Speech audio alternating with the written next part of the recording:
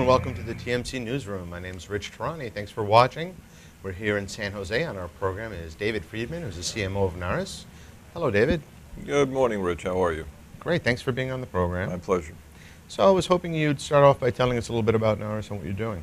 Sure. Narus is a company that's been in business for about 13 years, and what we do is we provide technology and software that protects and manages the integrity of IP networks on a wide-scale geographic basis. We have software that captures a variety of data from network elements like routers and all.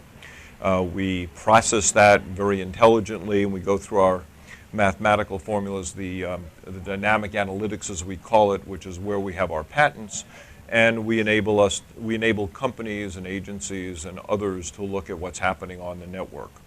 You know, as my boss says, you can't manage and protect what you can't see. And our ability to see deeply into the networks from layers 2 through layer 7 allows the CSOs or the network analysts to really see what's happening on the network and then take swift action to be able to mediate any problems. So give me an example of some of those problems that your solutions have enabled someone to find. Well, for example, we were able to find botnets. We were able to find day zero attacks. And the way we do that is we take a baseline of the traffic, and when an attack occurs, we look at the traffic patterns and we see what's happening in the network at the lowest level. By looking at the traffic, we're able to see anomalies. Those anomalies could be malicious, and they could be just plain anomalies because somebody's watching FIFA World Cup. Or the whole company is watching FIFA World Cup. Well, and that's normally what happened over the last week. It was pretty exciting.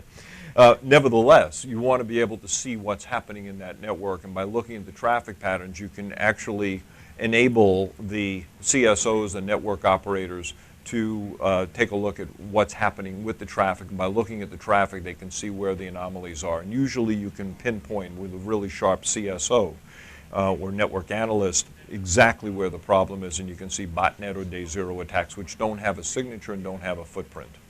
Now, in some cases, a company may not realize that these threats are actually being manifested within their organization and that they're producing large amounts of spam from their organization and subsequently potentially getting blacklisted even and ruining their reputation online, right? Right. Well, we can look at traffic. Traffic is traffic. I can look at traffic coming into the network. I can look at traffic going out of the network. So to protect the integrity of the network, you know, is again, you can take a look at the outbound traffic and see if there's spam being generated. But that's really not the big issue. The issue is trying to protect the network and protect the data residing in that network from the bad guys. Sure. And those bad guys could include criminal cartels that want to be able to take data and monetize the information on the network, or nation states that want to infiltrate and take down a network. And those are the things that we protect, among others. Now, when we talked about cybersecurity, Narus also has other applications, including the ability to take our core competencies, our technology, and have that customized for unique applications for governments or for agencies or for even large enterprises, infrastructure, critical infrastructure. Now, for a company considering your technology but wondering what sort of strain it may put on the network, is there anything there in terms of, does it slow down? Does your solution slow down any of the network traffic or anything like that? Oh, that was a great softball for me because we're not in line, so we don't slow down the traffic. We use very high-speed processors. We do port taps or mirror taps, and we're able to just see what's going on. It's like sitting on a bridge watching all the cars going underneath. By looking at the cars, we can see exactly what's happening. That's equivalent to the packets on the network.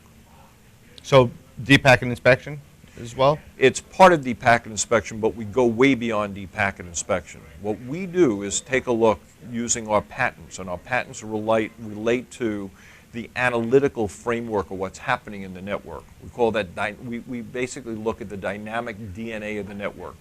The dynamic DNA is based upon the packets that are residing in the network. So you need the deep packet inspection, but what we do is we take the packets and we put them into what we call metadata. We analyze the metadata, which is a lot richer, and therefore enables us to point to problem areas a lot faster. We can still store that data, put it into a storage mechanism, just like a giant database, and do forensics as well. So if I had to ask you about Industry trends. What are you seeing in the last few years? Well, it's in line with what we were just talking about, where we take a look at the capture of data and we look at forensics and we look at display. What we see happening is that there is no one solution that will suffice to protect the network against bad guys or protect the network against the misuse of the network facilities, because you want to be able to manage, the economics of your network. So we see a trend to some consolidation or partnerships. We've seen that with SAIC buying Cloud Shield. We see that with our relationships with some companies like Splunk or with ArcSight. We have connectors that feed into them.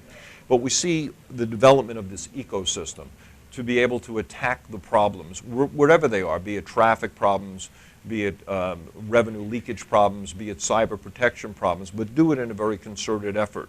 So it would not be difficult to imagine we, Narus, find problems because we see the traffic real clearly.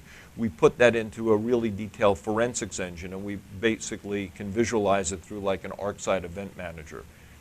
Okay, so final question. What's next? And I'm going to give you some flexibility here. What's next for the industry and or for your company? Well, what's next for the company is to be able to address the issues that are, that are coming up today. We see a lot of problems, in the world with infiltration and exfiltration. Our goal is to make sure we meet our customer needs. So we're developing more products, more applications, more partnerships through the ecosystem. And what's next for the industry? Hopefully a coordinated approach among government, universities, and the commercial space like Narus to be able to attack these problems in a very joint, cohesive manner. Good enough. I appreciate your responses and your time on the program today. It's great to see you. My pleasure. Thank you. Thank you.